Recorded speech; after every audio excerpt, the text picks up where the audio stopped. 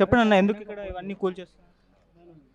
ఇది గత 70 సంవత్సరాల నుంచి కూడా ఇక్కడ ఉన్న బస్తీ వాళ్ళ వాళ్ళ తండ్రులు వాళ్ళ ముత్తాతలు అందరూ కూడా ఇక్కడ నివసిస్తారు. ఒకప్పుడు అంతా పొలం ఉండే, ఇది నేను ఇంకా మొత్తం అంతా ఇంకో ఈ బస్తీ ఇదంతా కూడా పొలం ఉండే.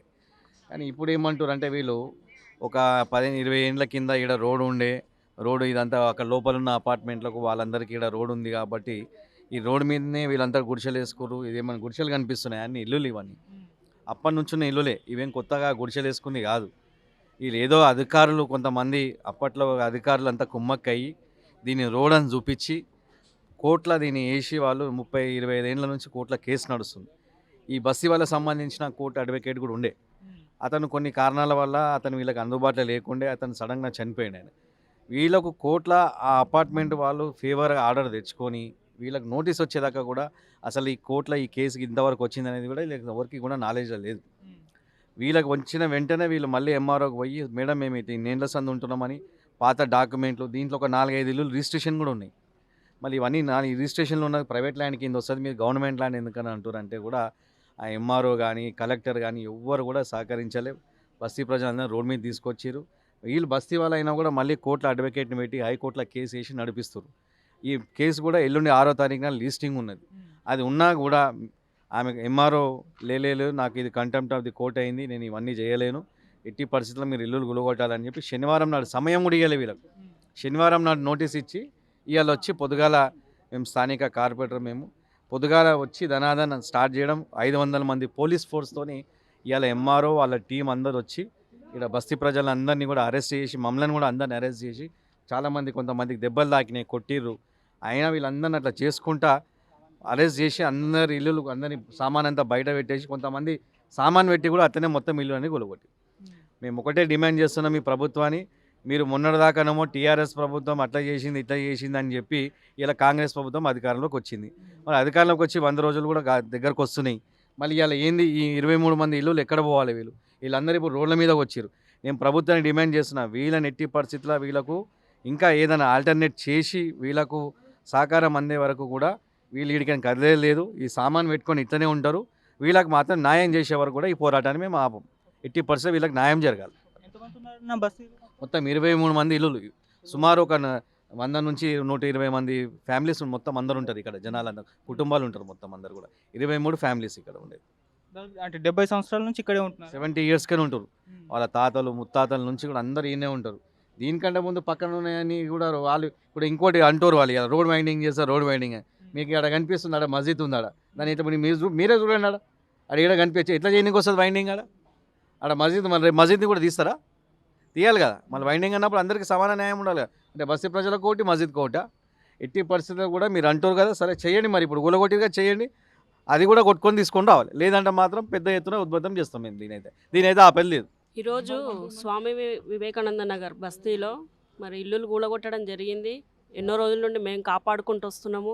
ఇది ఇంతకుముందు కూడా ఇట్లనే అయితే దాన్ని ఆపుకుంటూ కాపాడుకుంటూ వస్తున్నాం. ఈరోజు ఎట్టి పరిస్థితుల్లో కూలగొట్టాలి అని మా అధికారులు అందరూ మరి కుమ్మక్కయ్యి ఈరోజు వాళ్ళని రోడ్డు మీదకి తీసుకొని వచ్చారు. చిన్న చిన్న పిల్లలు ఉన్నారు, తల్లిదండ్రులు, ముసలోళ్ళు, పేషెంట్స్ వాళ్ళందరూ ఉన్నారు.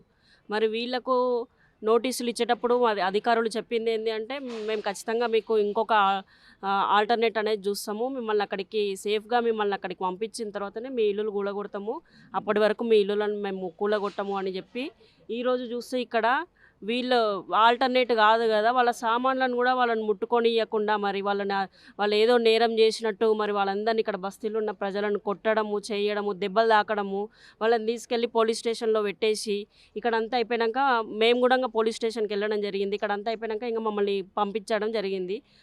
ఇక్కడ పరిస్థితి ఎట్లుంది అంటే, భార్య భర్తను అరెస్ట్ చేసి తీసుకెళ్ళడం జరిగింది. ఇక్కడ భార్య ఒక్కటి సామాన్లు ఎట్లా తీస్తుంది? అదే చిన్న చిన్న పిల్లలు ఉన్నారు, లేడీస్ ఉన్నారు. ఇక్కడ ఆలోచించాలి కదా, కొంచెమన్నా ఆలోచించాలి. ఈరోజు ఇప్పుడు వాళ్ళని రోడ్డు మీదకి తీసుకొచ్చి వెళ్ళిపోయినాక మళ్ళీ వాళ్ళ పరిస్థితి ఏంది? ఇప్పుడు వాళ్ళు ఎక్కడికి వెళ్ళాలి? ఈరోజు నైట్ వాళ్ళు ఎక్కడ ఉండాలి? కొంచెమన్నా ఆలోచించాలి. దీనికి ఎవరైతే వెనకాలండి నడిపిస్తున్నారో ఈరోజు వాళ్ళకి ఒక్కటే చెప్తున్నా నేను, ఇంతమంది ఫ్యామిలీస్ మీరు పొట్టగొట్టి ఈరోజు వాళ్ళని రోడ్డు మీదకి తీసుకొచ్చారు కదా, మీరు ఏమాత్రం ఎదుగుతారో అది ఖచ్చితంగా మీకు మరి ఒక్కొక్క మరి దీని వెనకాల ఎవరు ఉన్నారో వాళ్ళందరూ కూడా మరి దేవుడు అనేటోడు చూస్తాడు కాబట్టి ఎవరెవరైతే ఈరోజు వీళ్ళకి అన్యాయం చేశారో ఖచ్చితంగా వాళ్ళకు కూడా ఒక రోజు వస్తుంది. మీరందరూ కూడా అనద్దు, కానీ ఎవరెవరైతే దీని వెనకాల ఉన్నారో వాళ్ళందరూ పురుగున పడి చేస్తారు. ఈరోజు ఇంతమంది పొట్టన పెట్టుకున్నారు మీరు. కాబట్టి మేము డిమాండ్ చేసేది ఒక్కటే, వాళ్ళకు ఆల్టర్నేట్ అనేది చూపించండి. ఇప్పుడు మీరు కూలగొట్టిరు కదా, కూలగొట్టినాక ఇక్కడ అంతా వీళ్ళంతా క్లీన్ చేసినాక వాళ్ళు ఇక్కడనే టెంట్లు వేసుకొని వాళ్ళు ఇక్కడనే ఉంటారు, వాళ్ళు ఎక్కడికి వెళ్ళరు. మీరు వాళ్ళకి ఆల్టర్నేట్ అనేది చూపించండి, అప్పుడు వాళ్ళు ఇక్కడ నుండి వెళ్తారు. దీనికి కూడా ఖచ్చితంగా లోకల్ కార్పొరేటర్గా మా సపోర్ట్ ఖచ్చితంగా బస్తీ ప్రజలకు ఖచ్చితంగా మా సపోర్ట్ కూడా ఉంటుంది. ఈరోజు పొద్దున ఎంత దారుణం అంటే, ఒక స్థానిక కార్పొరేటర్లను కానీ మరియు చుట్టుపక్కల కార్పొరేటర్లు ఎవరన్నా వచ్చినా కానీ వాళ్ళకు కూడా సమాధానం చెప్పకుండా ఇంట్లో నుంచి ఆడవాళ్ళని మొత్తం బయటికి వెళ్ళగొట్టేసి సామాన్లని పిల్లలు మొత్తం చిన్న చిన్న పిల్లలను కూడా దారుణంగా ఇంట్లోకి గుంజి బయట వేసారు. మరి ప్రభుత్వానికి నిమ్మకు నీరెత్తని విధంగా ఈ ప్రభుత్వం వేరిస్తుంది. కొంచెమైనా ప్రభుత్వానికి బుద్ధి ఉండాలా, వచ్చి చూసే దాఖరాలు ఎవరికి లేవు. ఇప్పుడు ఇక్కడ మంత్రి గారు బట్టి విక్రమార్క గారు వస్తారు అనేసి మాకు సమాచారం తెలిసింది. ఆయనను కూడా పోయి ప్రశ్నిద్దాం అనుకుంటే రాలేడు ఇవాళ ఆయన. మరి ఎంఆర్ఓ గారికి ఎందుకో ఇంత వేరే ల్యాండ్లు కూడా అట్లనే ఉన్నాయి. మరి ఆ ల్యాండ్ల మీద కాకుండా మరి ఎస్సీ బస్తీల మీద ఎందుకు ఇట్లా పడుతుర్రో, ఇంత చిన్న చూపు చూస్తుర్రో అర్థం కావట్లేదు. ఇప్పటికైనా తక్షణమే చర్యలు తీసుకొని గవర్నమెంటు వీళ్ళకు డబల్ బెడ్రూమ్ ఇండ్లు, మరి స్థానిక ఎమ్మెల్యే కూడా 90 ఇండ్లు ఉన్నాయి మన కాన్స్టిట్యున్సీలో ఖాళీగా, మరి అవి కూడా కేటాయించకుండా ఆయన ఏం మాట్లాడకుండా చేస్తాము అనేసి వెళ్ళిపోవడము కరెక్ట్ కాదు. ఇప్పుడు ఒక కమిటీ వాళ్ళు ఉండమంటారు, జవహర్ కమిటీ వాళ్ళు ఉండమంటారు. ఆ కమిటీ వాళ్ళు ఎన్ని రోజులు ఉంటారు? 1 రోజు, 2 రోజులు, 3 రోజులు. దాని తర్వాత మళ్ళీ వెళ్ళిపోమంటారు. వాళ్ళ పరిస్థితి ఏంది, ఏం ఆలోచిస్తున్నారు అసలు? ఇప్పుడు గవర్నమెంట్ నుంచి అసలు ఏంది, ఇంతమంది 23 కుటుంబాలని రోడ్డు మీద వేసిర్రు. మీరు చూసుకున్నట్టయితే అన్ని సామాన్లు డ్యామేజ్ అయిపోయినాయి. ఇప్పుడు ఎవరు దీనికి బాధ్యత వహిస్తారు? ఏ ప్రభుత్వం నుంచి ఎవరు వచ్చి మాట్లాడతారో చూస్తాము. లేదంటే రానున్న రోజులలో ఎంఆర్ఓ ఆఫీసు, కలెక్టర్ ఆఫీసు, ప్రభుత్వ ఆఫీసులన్నీ ముట్టడిస్తాం. మేము గత రాత్రి నుంచి ఇక్కడనే ఉండి రాత్రి 4 గంటల వరకు ఉన్నాం. ఇక్కడ ప్రజల సమస్యలు చాలా దారుణం. వాళ్ళకి ఆరోగ్య సమస్యలు ఉన్నాయి. ఆల్రెడీ ఈ టెన్షన్తో 3 గుండెపోటు వచ్చి చనిపోవడం కూడా జరిగింది. వీళ్ళకి నిన్న నైటు నోటీస్ ఇచ్చి ఈరోజు పొద్దున్న మేము డెమాలిష్ చేస్తున్నామంటే వాళ్ళు ఏం చేస్తారండి? ఎవరైనా ఆలోచించాలి. ఇప్పుడు ఈ కంప్లైంట్ వేసిన మేధావులు ఎవరైతే ఉన్నారో వాళ్ళ అపార్ట్మెంట్ అది, వాళ్ళకి ఈ రోడ్డుకి ఏమాత్రం సంబంధం లేదు. ఆయన వేవ్ అంతా వెనకకేనే వస్తుంది, దీనికి సంబంధమే లేదు. మీరు ఒకసారి ఫోకస్ చేయండి దాన్ని కూడా.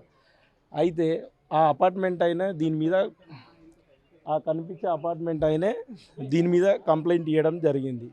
ఈ రోడ్డుకి అసలు ఆ రోడ్డుకి సంబంధమే లేదు. ఇంకోటి ఏంటంటే ఇప్పటివరకు ఏ ఆఫీసరు ఇక్కడ వీళ్ళ పరిస్థితి ఏందనేది విచారించలేదు.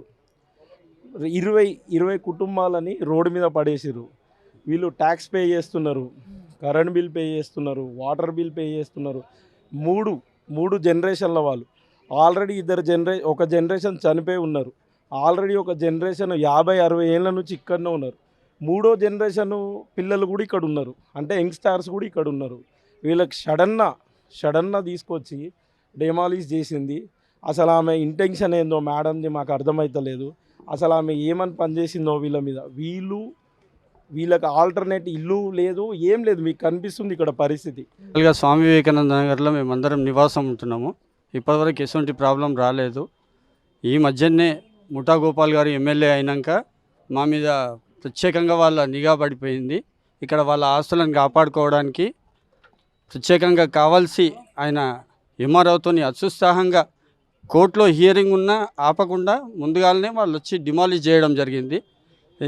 ఆయన చాలా వాళ్ళు ఇంకోటి ఏంటంటే ఆయన ఎస్సీలో మాదిగలంటే ఆయనకు అస్సలు పడదు. ఆయనతో రాజకీయం చేసిన లెక్క చెప్తున్నా. ఈరోజు ఆయనకు పడదు. అందుకోసం మా మీద దౌర్జన్యంగా మా ఇండ్లను మొత్తం కూల్చేసి మాకేం లేకుండా చేసింది. ఇవాళ దీనికి ప్రత్యేక కారణం ముషిరాబాద్ ఎమ్మెల్యే ముఠా గోపాలే. 70 ఏళ్ళ నుంచి ఉంటున్నారు. నాకు 55 సంవత్సరాలు ఉన్నాయి. 55 సంవత్సరాలు నేను పుట్టింది ఇక్కడనే, పెరిగింది ఇక్కడ.